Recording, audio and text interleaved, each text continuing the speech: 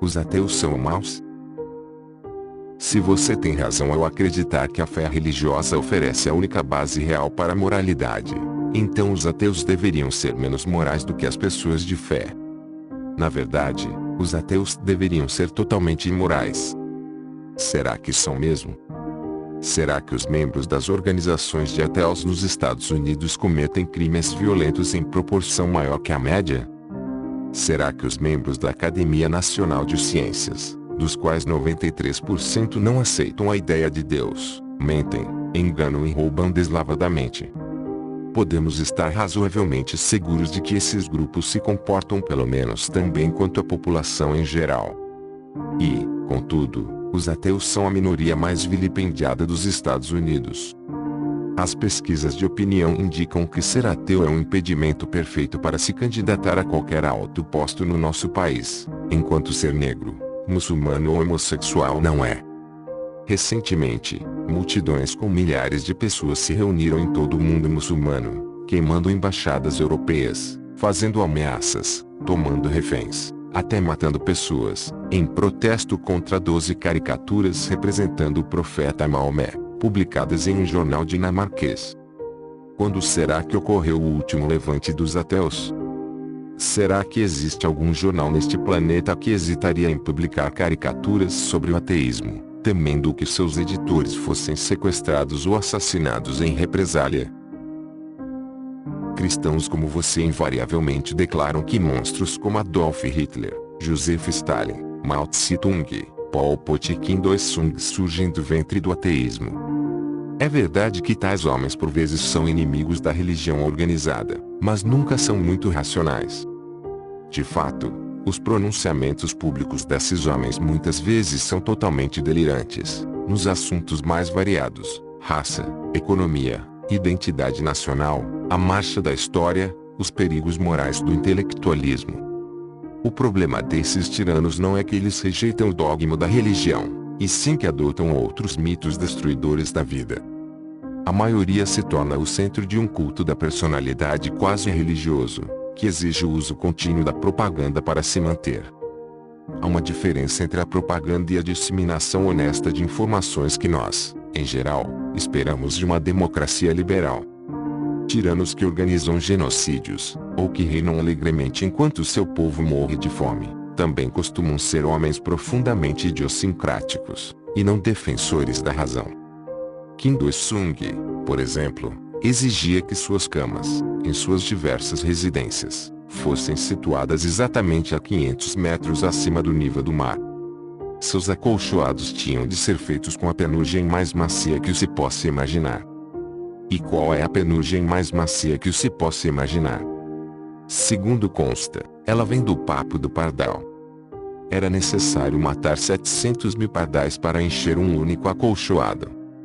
Em vista da profundidade de suas preocupações esotéricas, podemos nos perguntar até que ponto Kim Il-sung era um homem movido pela razão. Veja o Holocausto. O antissemitismo que construiu os campos de morte dos nazistas foi herança direta do cristianismo medieval. Durante os séculos os europeus cristãos tinham considerado os judeus a pior espécie de heréticos, e atribuído todos os males da sociedade à sua contínua presença entre os fiéis. Embora o ódio aos judeus na Alemanha se expressasse de maneira sobretudo secular, suas raízes eram religiosas, e a demonização explicitamente religiosa dos judeus da Europa foi contínua durante esse período. O próprio Vaticano perpetuou a calúnia de sangue em seus jornais até 1914. E tanto a Igreja Católica como a Protestante têm um passado vergonhoso de cumplicidade com o genocídio nazista. Auschwitz, os gulags soviéticos e os campos de morte do Camboja não são exemplos do que acontece quando as pessoas se tornam demasiado adeptas da razão.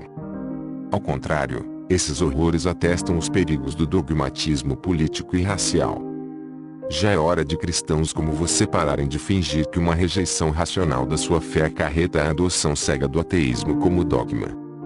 Não é necessário aceitar nada sem ter provas suficientes para concluir que o nascimento virginal de Jesus é uma ideia absurda. O problema da religião, assim como do nazismo, do stalinismo ou de qualquer outra mitologia totalitária, é o problema do dogma em si. Não conheço nenhuma sociedade na história humana que jamais tenha sofrido porque seu povo passou a ansiar por provas concretas para suas crenças fundamentais. Embora você acredite que acabar com a religião é um objetivo impossível, é importante perceber que ele já foi alcançado por boa parte do mundo desenvolvido. Noruega, Islândia, Austrália, Canadá, Suécia, Suíça, Bélgica, Japão, Holanda, Dinamarca e o Reino Unido estão entre as sociedades menos religiosas da Terra. De acordo com o Relatório do Desenvolvimento Humano das Nações Unidas, 2005, essas sociedades também são as mais saudáveis, segundo os indicadores de expectativa de vida, alfabetização, renda per capita, nível educacional, igualdade entre os sexos, taxa de homicídios e mortalidade infantil. Até onde há um problema de crime na Europa Ocidental, ele é, sobretudo, produto da imigração. Na França, por exemplo, 70% dos detentos nas prisões são muçulmanos. Os muçulmanos da Europa Ocidental em geral não são ateus. Inversamente, os 50 países que ocupam os lugares mais baixos, segundo o Índice de Desenvolvimento Humano das Nações Unidas, são inabalavelmente religiosos. Outras análises pintam o mesmo quadro. Os Estados Unidos é o único país, entre as democracias ricas, com alto nível de adesão à religião, e também o que mais sofre com altos índices de homicídio, aborto, gravidez adolescente, doenças sexualmente transmissíveis e mortalidade infantil. A mesma comparação é verdadeira dentro do próprio país. Os estados do Sul e do Meio-Oeste, caracterizados pelos mais altos níveis de literatismo religioso, são especialmente atingidos pelas disfunções sociais, segundo os indicadores acima, ao passo que os estados relativamente seculares do Nordeste do país têm uma situação semelhante à europeia.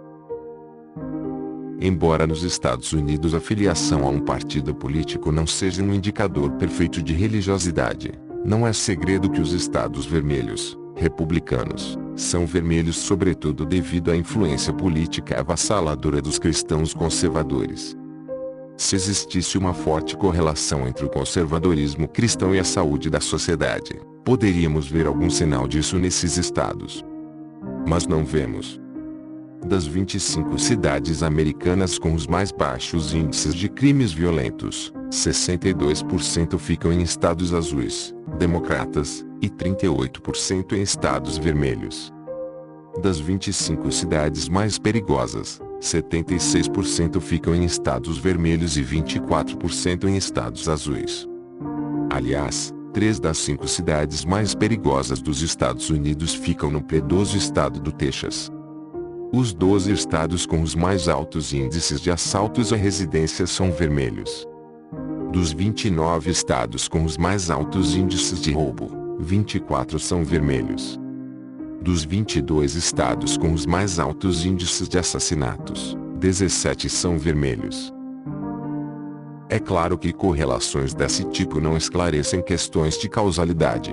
A crença em Deus talvez leve à disfunção social, ou a disfunção social talvez estimule a crença em Deus. Cada um desses fatores pode estimular o outro, ou talvez ambos derivem de algum fator nocivo mais profundo. Contudo, deixando de lado a questão de causa e efeito, essas estatísticas provam que o ateísmo é compatível com as aspirações básicas de uma sociedade civil, e também provam, de maneira conclusiva, que a crença generalizada em Deus não garante a saúde de uma sociedade. Os países com altos níveis de ateísmo também são os mais caridosos, em termos da porcentagem de sua riqueza que dedicam a programas internos de bem-estar social e ajuda aos países pobres. A duvidosa relação entre os valores cristãos e a crença literal na Bíblia cristã é desmentida por outros índices de igualdade social.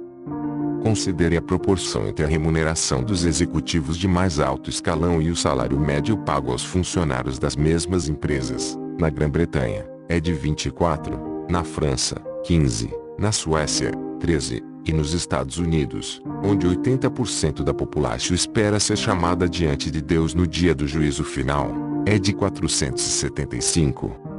Pelo visto, parece que muitos camelos esperam passar com facilidade pelo buraco de uma agulha.